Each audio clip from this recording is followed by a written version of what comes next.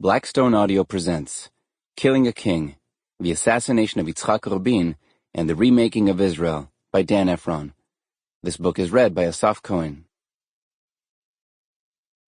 For my daughter and son, who make every moment better and more interesting, and for Nancy, my partner in this and all things.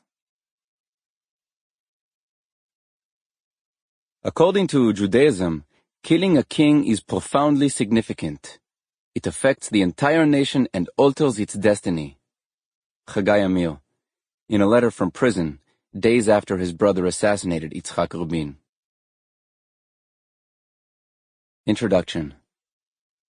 In early 2012, during one of those YouTube click binges that can eat up an afternoon, I came across an old video showing Israeli investigators interrogating Yigal Amir, the young man who had assassinated Prime Minister Yitzhak Rabin. I was serving as the Israeli bureau chief for Newsweek magazine and looking for subjects to write about, new ways to understand a country I had covered intermittently over 2 decades. The excerpt from the night of the shooting in 1995 drew me in. Though the murder had been one of the most dramatic events in Israel's history, Amir had largely faded from view in the years following his trial. Prison officials had barred journalists from interviewing him. The short clip, which had surfaced in the Israeli media on one of the anniversaries of the murder, seemed to have come from a mounted surveillance camera. It occurred to me that more existed, that somewhere in the country there must be hours of interrogation tapes. Eventually, I tracked down those tapes and in several sittings watched the long sessions that investigators conducted with Amir.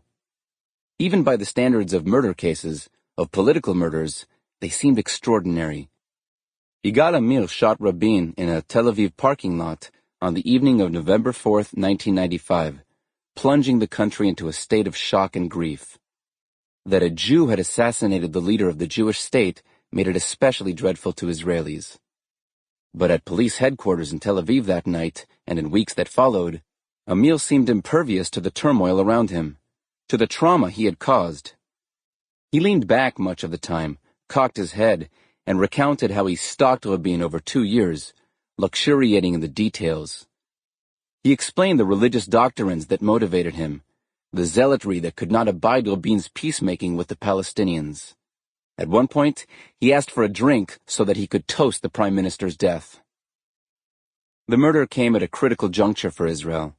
Rabin's diplomacy had already produced 2 accords with the Palestinians, and a momentum that made a final peace agreement feel almost inevitable, however difficult and complicated. Sample complete.